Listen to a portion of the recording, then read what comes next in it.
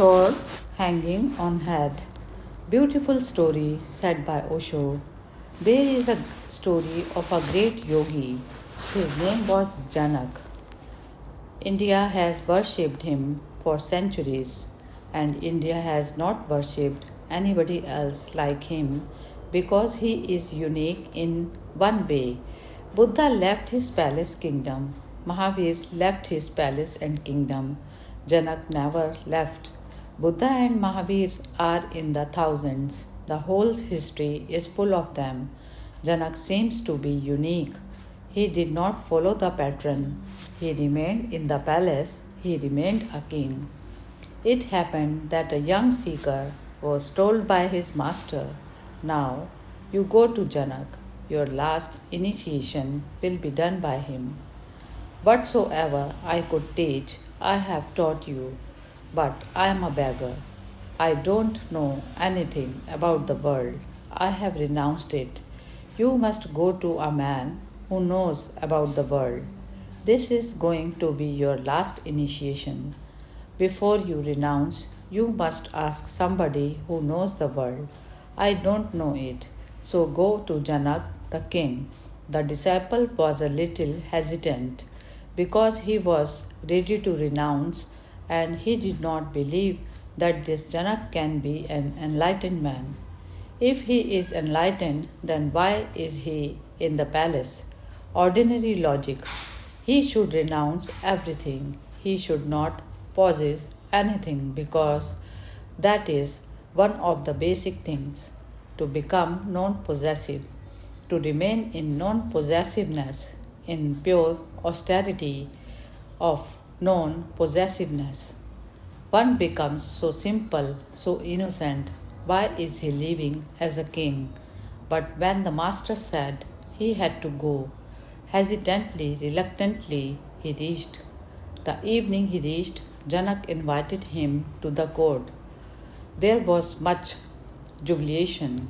Beautiful girls were dancing, wine and women, and everybody was almost drunk.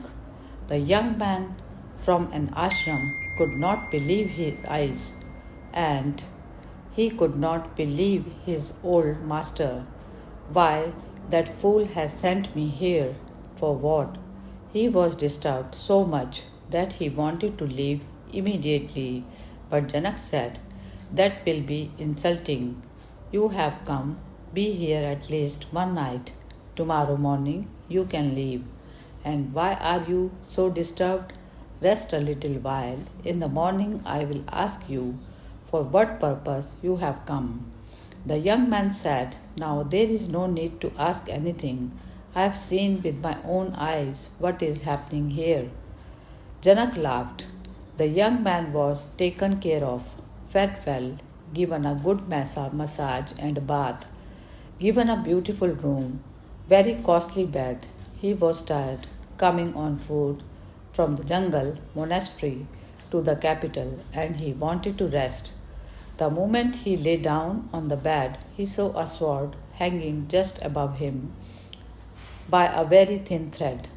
He could not believe what was the point of it all, and he has been received so well. Now, why this joke? He could not sleep the whole night, continuously the fear. He could not enjoy the bed, he could not enjoy the palace. The sword was hanging on top of him. In the morning, the king inquired, "Did you sleep well?" He said, "How could I sleep? What nonsense are you talking to me? Everything was okay, but that sword just hanging by a thin thread. Any moment it can fall.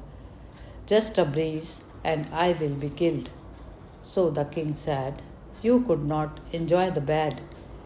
It is the most beautiful we have in this palace, and the room that I have given to you is the most luxurious." He said, "I don't even remember that room and that bed. I have never been in such suffering because of that sword."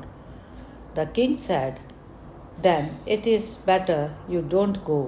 I am in this palace, but the sword is hanging on me, the sword of death. and the thread is thinner than this, and any moment I can die. When one remembers death, how can one possess anything? The palace is there, the palace is there, the place is there, the king is there, but death is more there than anything else. How can one possess? When death is there and one remembers it, one becomes non possessive. Then one knows I can possess only myself. Death will take everything else. When the yogi is firmly established in non possessiveness, there arises knowledge of the how and wherefore of existence. When one becomes non possessive, the energy is no longer moving outward. It is moving because of the desire to possess. When you are aware that nothing can be possessed, you come in the world and you go out of it. The world was there before you, it will be there after you.